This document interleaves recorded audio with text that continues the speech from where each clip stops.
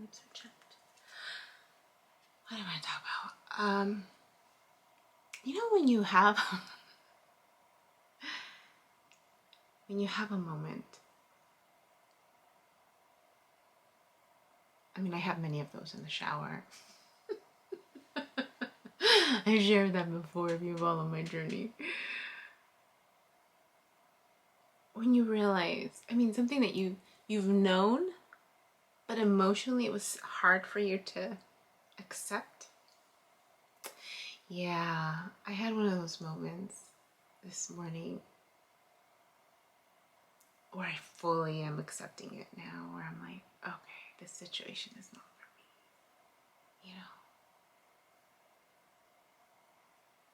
me, in the sense of like, I mean, really, it's just accepting where people are at, right? And just accepting the truth that is unfolding in front of me. And remembering, right, that not everyone is where I am. Not everyone is where I am. And it's funny. It's funny.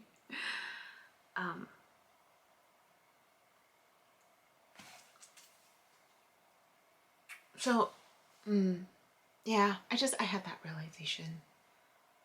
And it's more of an alignment now, where my mind sees it and my heart feels it. And I was just sitting with it this morning and just sitting with it. I was like, okay.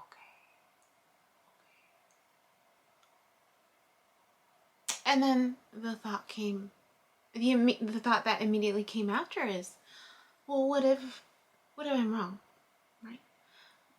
What if this story isn't about me and another person? What if it's just about me, right? And I've said that before, that this is about me becoming who I need to be, right? And embracing this path that I committed to embracing, a year ago.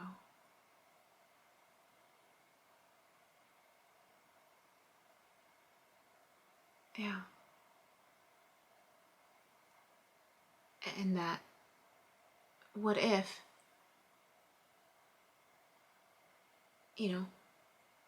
what if this person is not my twin flame, right? Because I'm willing to be wrong. I've been wrong before. I've been wrong before as to who I thought it would be. I could be wrong again, right? I'm open to that possibility. I'm open to being wrong. I used to not. I used to always want to be right. Very self-righteous. But I've changed since then, and I'm open to being wrong. I mean, the best scientists, right? The best researchers are willing to consider the possibility that they're wrong. You have to consider all possibilities, regardless of how emotionally connected you are to what you believe. Yeah. And so there's the possibility that I'm wrong. And that maybe, my twin flame is on the other side waiting for me. On the other side meaning like spiritually.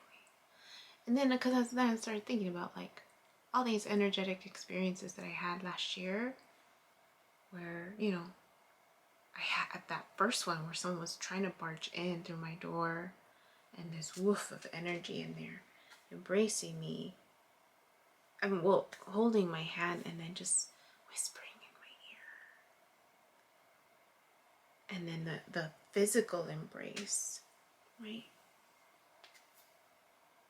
And then, realizing that sometimes some of my dreams are purposeful in that,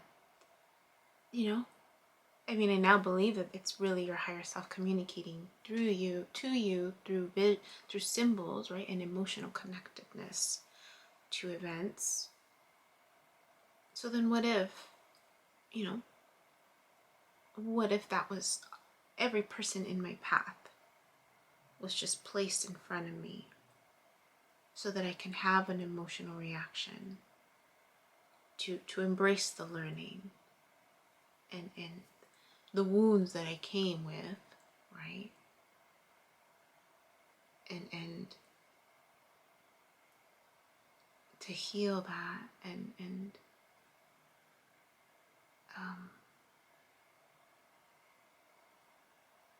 where was I going with that? Oh, and so then put people in my path just to evoke an emotion, to learn the lesson and move on.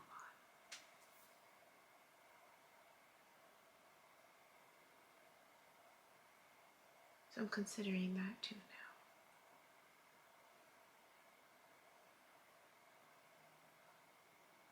now. And or accepting it a little bit more. But it's funny. So I had an interaction with someone this morning. Or last night maybe. I stayed up until 1. I had an interaction with someone. I reached out. I was watching the last game of the playoffs, I guess. And because Dodgers and Giants were tied. And I was, secretly rooting for the Giants. Not, vocally. I don't do a lot of sports. I've mentioned that before recently. But watching this game, and I had it in the background really while I was cooking and doing other stuff. But it made me think of this person because this person was the one who brought it to my attention. Otherwise, I wouldn't have known because I don't really watch TV. And so I was watching like the end of it. I reached out and asked if they were watching it. And this person, I was surprised actually. I didn't expect to get a response soon. But this person responded and he seemed upset because by the time he responded, the game was over and, Giants didn't win. And he looked up, in terms of, it was all through text, or brief text. And he seemed upset. But then I was like, is he really upset? Is he really upset? And so I kind of kept it light. I was just like, yeah, maybe next time, right? It was a close game. And then I put out there, I'm like, hey, remind me, weren't you an Angels fan? And cause I was trying to remember. He didn't answer the question. Instead, he sent me, news articles of Chavez Ravine and just what happened back in the day. And, how they evicted the families there, right? They forced them out to create Dodger Stadium. Huge injustice, right? But then he sent something right after, and I just had to laugh at it because I saw the humor in it. But then, and I said something funny. Well, I thought it was funny, but then I immediately deleted it because I was just like, oh snap! Like I don't know if this person's really serious, and he might have seen it. I don't know, but I deleted it because then I thought I was like, oh wait, you mean not everyone thinks like you, right?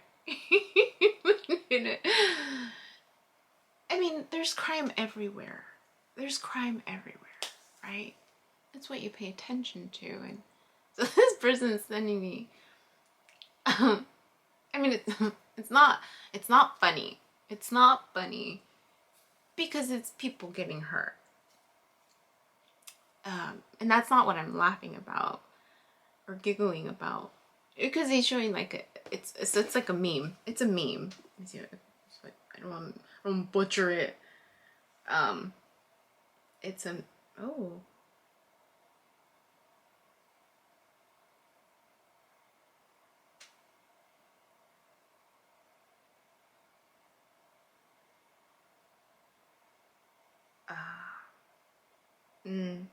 see focus.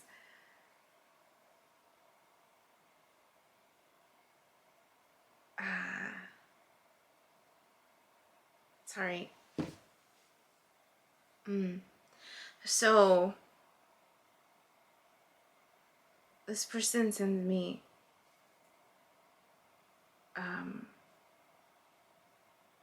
it's a meme. I guess it's crime reports on at Dodger Stadium, and then underneath it's a picture of one of the actors, and it's Yankee Stadium responding to the numbers, and it's saying, you gotta bump those numbers up, those are rookie numbers. So it's just, that part was funny in the sense of how they're making light of it, but then I was having to remind myself, like, not everyone thinks it's funny, right? Because I mean, people got hurt, people lost their homes, and then people are dead, right, because of it too, and crimes and it says 31 crimes on the stadium property, 15 cases of battery, 35 LAPD reports in Echo Park, 7 assaults during games versus Houston. I mean, there's crime everywhere if you pay attention to it, right? And it's funny that was the response that I got. I mean, I didn't ask about that. I just asked about the angels. And then I got this. And so I put, I can see that. And then I put, ay, esos Yankees son muy dramáticos. Because it's like, he's like, oh, those are rookie numbers, is what it says in the memes. So I was like, oh, they're so dramatic. But then I was like, ooh, maybe I shouldn't say that. Maybe I should. And I deleted it. Just because I thought, oh, this person is probably really upset, right? About just the history and what goes on there, and so then I put the numbers are probably really high, and then I just changed the subject. I'm like, oh, I remember going to Colorado, and I felt peaceful there, and just loved it, and then I wonder if the Giant Stadium, if I decide to go, that maybe it'll be peaceful here too. And then thinking about, maybe I'll go to a game next year. And then at that point, I was just like, okay, I just wanted to reach out because I was watching the game and it reminded me of you, and if it weren't for you, I wouldn't have known that they were in the playoffs because I don't watch the news. So the funny thing is that the video that posted this morning, I'm talking about abundance, and in my I make a brief comment about why I don't watch the news. I don't think I actually explained why I don't watch the news. I just made a comment. I just don't watch. That's why I don't watch the news. But I never really made a connection. I don't think. I'm trying to remember the video. But in my write-up, I'm speaking to, admiring my cousin for being an activist, right? And today, actually, they're doing a strike with 1,000 workers, I guess. They're people who are going on strike. I don't really know because, again, I don't follow the news. But I mentioned them in my video, and just how they're activists, right? That's just kind of where they're being pulled towards. And there's me just trying to figure out my place, right? So then I write, I admire the activists who have come before me. Oh, because I'm talking about people who come before me. And I admire my cousin and their heart for when they stand up and take action like they will today with the 1,000 workers who will be on strike. I remember wondering if I would ever have that fire within me to stand up and take action. It requires an element of speaking up in a certain manner, and that has been something I continue to work on. I am realizing that my way of speaking up is not so much to advocate, but rather to speak my truth in a peaceful manner. I've been told before that when I do speak, I do so in a very diplomatic way, of course, when I'm not emotionally triggered. So then I put, I hope I continue healing my wounds so that I can get to that point of where I don't react emotionally and instead can respond diplomatically, where both sides are acknowledged and taken into consideration. So then I put, in regards to watching the news, I remember a time when I would listen to the news all of the time. I realized how stressed out and anxious I was operating because more often than not, the news focused on the suffering and injustices of the world. Why are we focusing our mind on things that create this type of energetic impact? You are what you feed your mind. If I feed my mind with worries, my life will be full of worries. If I feed my mind with struggles, I will see struggles everywhere. So I decided to cut out listening to the morning news on the radio and only read limited information when I felt the need to. I figured if there was an emergency, someone in my family would let me know. I wanted to protect my mind and my energy. I chose to not give my power to that type of energetic frequency. I still don't watch much of the news. Once in a while I will turn it on, but in reality I don't seek it, mostly because it is about the things that are, for the most part, outside of my control. I can only control myself, and so I will focus on changing me so that I can be an example for others. So, I add, so it's just funny that that's what I wrote. And then the situation unfolded this morning. Or last night. I think it was like in between night and morning. So, so that came up. It was just funny for me. Peculiar funny. As Carrie says. Peculiar funny. Synchronicity, right? Continued synchronicities about how things are unfolding. And just realizing that, you know, not everybody thinks the way I do. People are still gonna... you know what it reminds me of? It reminds me of my poem. I wrote a poem to those who are stuck in the struggle of the past. The struggles of the past, really. And it's really about recognizing that because we're so focused on events from the past, we forget to focus on what's in front of us, what's in this moment, because that's really all we have. The ability to control is this moment. And I think I've shared it before. This moment is a reflection of my past, but this moment is also the start of my future. So in essence, I am my past and my future in this moment. You know what it reminds me of? Have you guys ever seen that movie with Mandy Moore, A Walk to Remember? And one of her goals in life was, I was inspired by it, but one of her goals in life was to be in two places at once. Be in two places at once.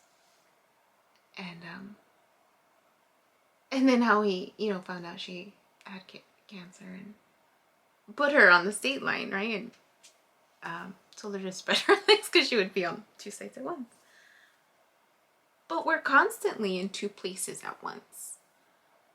In this moment, we're always in two places. We are a product of our past in this moment, right? Everything we've done in the past, this is where we are.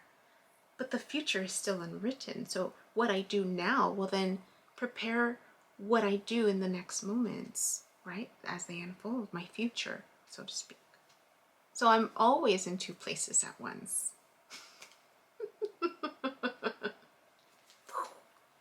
I'm always in two places at once. Isn't that wonderful? Isn't that wonderful? I'm always in two places at once.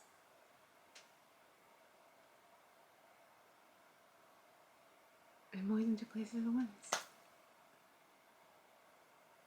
It's great to have that realization. So, really quick, I mentioned yesterday that I was reading my book. And so I'm on the Four Noble Truths in Buddhism. I finished Hinduism. Very interesting. Buddhism, there's this, I'm learning about the second noble truth, which talks about desire. Anyways, it triggered in me the purpose of suffering. They identify it as suffering.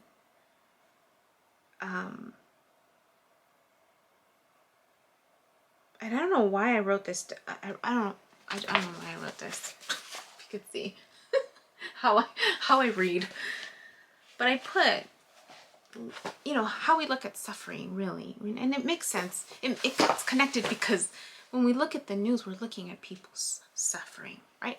And it's always at the perception of how we take in the information and how it's being projected, right? People in position of news to give information, right? There's a sense of responsibility of how you communicate that information, you know, and that's been a big thing, right, over the past few years about fake news this and blah blah blah. And so there's definitely a sense of responsibility, not just on the people with news, but within each other, of how we communicate information that we have within, right? And having that metacognition, right? That was the first word, a big word that I remember learning in grad school, and I had to look it up. But it's really the awareness and understanding of one's own thought process, right? And it speaks to what I put in my video of like, what you feed your mind is what you will create in front of you. And so how we look at suffering, right? How we look at right or wrong, right? I was explaining this to a few clients. I'm just like, everything is about perception. How you've viewed your world based on your life experiences. And I mentioned that we're in this duality of right and wrong, but what if we just focus on what is, right? The middle part, what is, and maybe instead of seeing it as this experience was right or wrong, this person was right or wrong, but this person was a life lesson. This experience was a life lesson, right? This murder was a life lesson. This assault was a life lesson, right? This eviction was a life lesson. And when you look at it as a life lesson, more than one person can take from it different pieces of that lesson that will contribute to their own healing, right? Versus just being categorized and labeled as or split, right? Instead of being split into right or wrong, but just looking at the experience as a whole and what you can take from it to work on yourself, to heal those parts of yourself that need healing. So if we were to replace suffering, life's suffering, with life's lessons, so then I put life's lessons are predestined with us. They're predestined with us. If we look at the birth chart, right, it'll highlight things that we're needing to work on. If we view that as suffering because of the emotional connection of it, and that I think is where the balance between the emotional response to a situation versus the awareness of what the situation represents. And so suffering is there's this emotional context to it of like, oh, I'm in distress, right?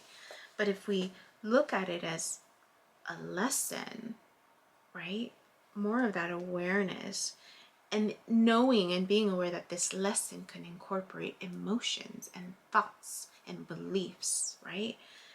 And so then this realization that it's highlighted on the map, but it's not an exact state of being, this map, right? The birth chart is what I'm talking about, because we have free will, right? We have the ability to choose how we go about this path, how we paint the canvas for ourselves. And so there's an element of predestination, but with our help, right? Because we create our own reality. And so then these life lessons are there to help us grow and master skills, right? To benefit our higher self. So then if there's an element of predestination and creation from our part with that process, right? Then wouldn't that experience be perfect? Wouldn't it be exactly what we needed to experience? Taking into accountability our choices, our free will, and how we look at the situation, and being aware that we are always exactly where we need to be, right? We're always exactly where we need to be.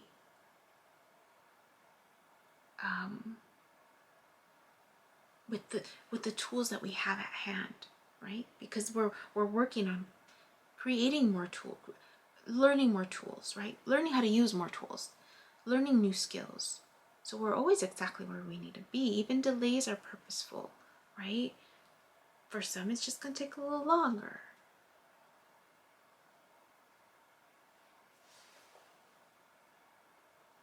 So there's right and there's wrong, and then there's perfect. What is? Because it's exactly how it needs to unfold. People are responding exactly how it is.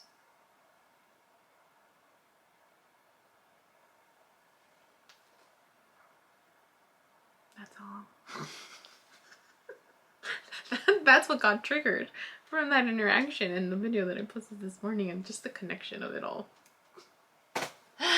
I could be talking crazy, but it makes sense to me. I'm loving how I'm viewing my new world. So yeah, I'm not afraid to be wrong. I learn when I'm wrong. And you know, if we were gonna look at it wrong and right, I'm learning exactly what I need to learn. Maybe I should, instead of saying that I'm wrong, I should say I'm learning exactly what I need to learn, right? I'm learning exactly. I wonder if I were to go through the dictionary and remove words that created that sense of duality, what words would we be left with to use, right? I wonder. I wonder a lot. Have a good day. Bye.